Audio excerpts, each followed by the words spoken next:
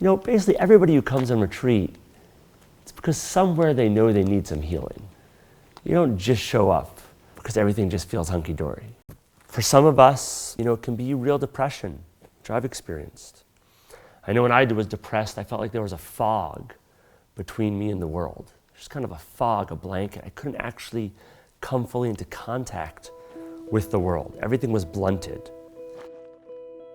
A recent retreat I was on, for myself, I was working with a real sense of being shut down. And I just was committed to being with it over and over again. In a way I'd been in my life as well, my daily practice, which was helpful. But there was an intensity of it constantly coming back. Until at a certain point, a streaming out of my sorrow and pain and holding back around what I'd been experiencing, right? So just a kind of release, a deep release. A second shift would happen. My ability to see that I could be joyful and open even in the midst of this fear or deadening horizon. But I could go for hours with that being present and me being present with it, and a joyfulness in my presence itself, a joyfulness in the rest of my experience in the world. I didn't have to be trapped in the narrow container of that particular experience. There was something much, much broader. And the continual dedicated practice of retreat allowed me to experience that in a way that daily practice just doesn't for me.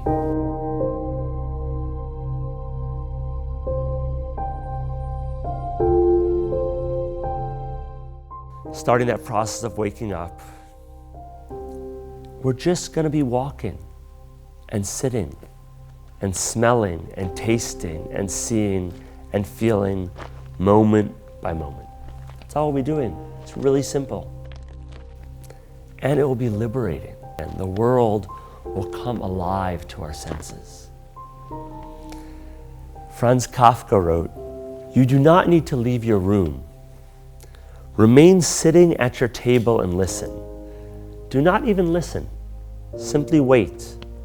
Be quiet, still, and solitary.